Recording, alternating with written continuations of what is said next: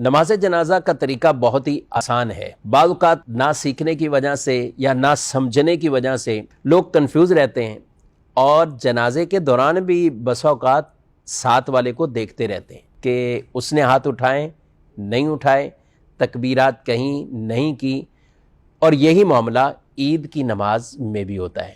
بہرحال جنازے کا طریقہ میں عرض کرتا ہوں۔ جنازے میں دو چیزیں بیسک ہیں، یعنی جسے فرض کہا جاتا ہے، جنازے کے رکن۔ پہلی چیز قیام، کھڑا ہونا، اور دوسری چیز 4 مرتبہ تکبیر، اللہ اکبر اللہ اکبر اللہ اکبر اللہ اکبر۔ یہ 2 چیزیں فرض ہیں، اور 3 چیزیں سنت مؤکدہ ہے۔ یعنی جب پہلی تکبیر ہوتی ہے تو اس کے بعد ثنا پڑھتے ہیں، دوسری تکبیر تو درود پاک پڑھتے ہیں، تیسری تکبیر تو دعائے میت کے لیے دعا، اللہم اغفر لحینا و میتنا و شاہدنا و غائبنا، اور اگر نابالغ بچے کا ہے تو اس کی دعا، اگر نابالغ بچی ہے تو اس کی جو دعا الگ سے بیان کی گئی۔ تو بیسک جو جنازے کے اندر چیزیں ہیں، ایک قیام، کھڑا ہونا، اور 4 مرتبہ تکبیر کہنا۔ لوگ سمجھ رہے شاید امام ہی تکبیر کہتا ہے اور مقتدی ثنا پڑھتے ہیں، درود پڑھتے ہیں، دعا پڑھتے ہیں، تکبیر نہیں کہتے۔ تو اگر مقتدی تکبیر نہیں کہے گا تو اس کی نماز نہیں ہوگی، کیونکہ نماز جنازہ کے فرائض ہی یہ 2 چیزیں، قیام اور تکبیرات۔ تو لہذا جب بھی آپ نماز جنازہ ادا کریں تو جیسے امام اللہ اکبر کہتے ہیں تو آپ بھی پیچھے اللہ اکبر کہیں۔ اب اس کی نیت ہم سماعت کرتے ہیں۔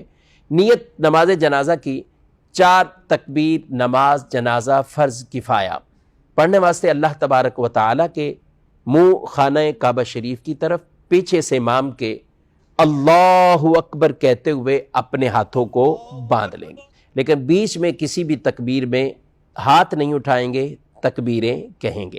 جب ثنا پڑھیں اور ثنا کے اندر وَتَعَالَى جَدُّكَ، اس کے بعد وَجَلَّ ثَنَاؤُكَ وَلَا إِلَٰهَ غَيْرُكَ، یہ ساتھ اگر اضافہ کر لیتے ہیں تو یہ بھی بہتر ہے، اور اگر صرف نماز والی ثنا پڑھی تو بھی سنت ادا ہو جائے گی۔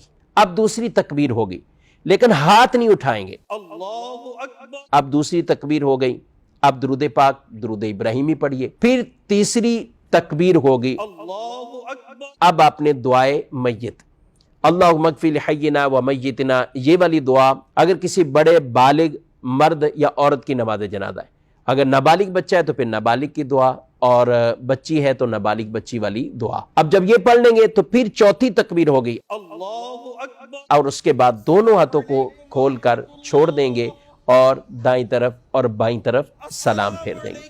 بہت سے لوگ ہاتھ جب چوتھی تکبیر ہوتی ہے تو ایک طرف سلام پھیرتے ہیں، السلام علیکم ورحمۃ اللہ، ایک ہاتھ کھولتے ہیں، پھر دوسری طرف السلام علیکم ورحمۃ اللہ، پھر دوسرا ہاتھ کھولتے ہیں۔